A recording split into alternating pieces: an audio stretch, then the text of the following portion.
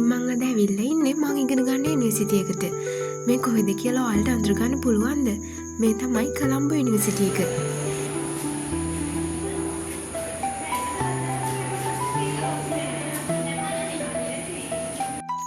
මං අද ඔයාලට කොළඹ යුනිවර්සිටි එකේ තියෙන ලස්සන තැනක් පෙන්වන්න යන්නේ. ඉතින් මේ කැන්ටින් එක ගාවින් තමයි අපි යන්නේ. අද ඉරිදා දවසක්. ඉතින් ඉරිදා දවසක් නිසා යුනිවර්සිටි එකේ වැඩිය කට්ටිය නැහැ. අපි මේ කැන්ටින් එක ඇතුළට තමයි දැන් ඇවිල්ලා තියෙන්නේ.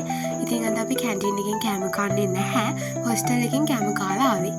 ඉතින් මෙහෙම අපි ඇවිදගෙන යන්නේ අපේ කැම්පස් එකේ තියෙන ලස්සනම තැනකට.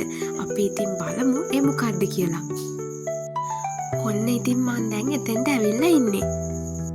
කොළඹ යුනිවර්සිටි එකේ ස්ටඩි කරන අය නම් මෙතන මොකක්ද කියලා දන්නවා. ඉතින් කොළඹ කැම්පස් එක බලන්න ආපු අයත් මෙතන දැකලා ඇති.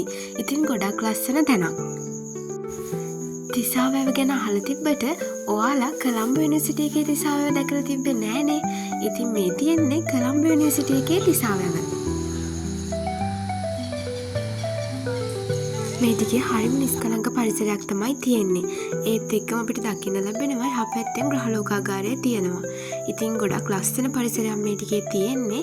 යුනිවර්සිටි එකේ හීන දකින්න හැමෝටම මං කියනවා ගොඩක් මහන්සි වෙලා වැඩ කරලා කොළඹ යුනිවර්සිටි එකට එන්න.